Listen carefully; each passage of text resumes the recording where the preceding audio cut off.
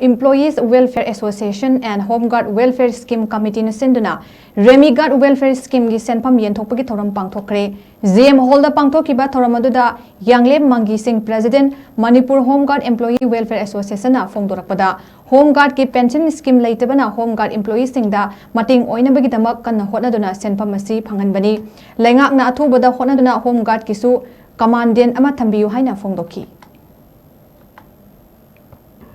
एक and rule की मतुंगिना compendium की मतुंगिना मणिपुर होम गार्ड की तोंगान बा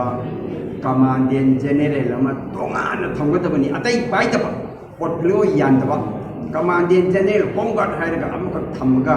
लेरगदी ngasi अखोगी इकाई बनंग बा हायगदरा मयाम पुनिंगी बा एडीसीपी दो पुलिस की नपुगनिना माना कोई सेकेंडरी वेनु पुगनिना उबो फंगदब उनबो फंगदब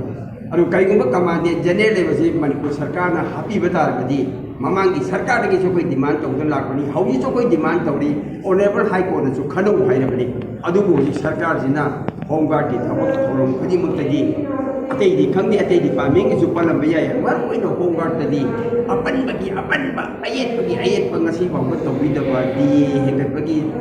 14% ने हन पीदबा ration money पीदबा तोंगान facility मयाम फंगदोबा sanity list की प्रमोशन की गाइडलाइन की असिने चिंबा मयाम डिमांड तौना लेबसे सरकार ने खनबिदबसे मसिजु असिगुंबा मिफम मसिदा पुल्लगा कोई तोंगान वाकुं खरदी थमौगे हाइदना खंजरगा गसिगी मिफम मसिदा इसम चंबो ओइरगसु with uniform discipline की मखादा लेबा पुलिस का सब मानना थबक तौरिबा होम गार्ड पर्सनल सिंगनी हाइबदो ngasi लापिरिबा मीडिया सिंगी खुथांगदगी अखोय मणिपुर की मियामदा मणिपुर की ऑफिशियल सिंगा होम गार्ड पर्सनल सिंगसे असुमना तौबोरे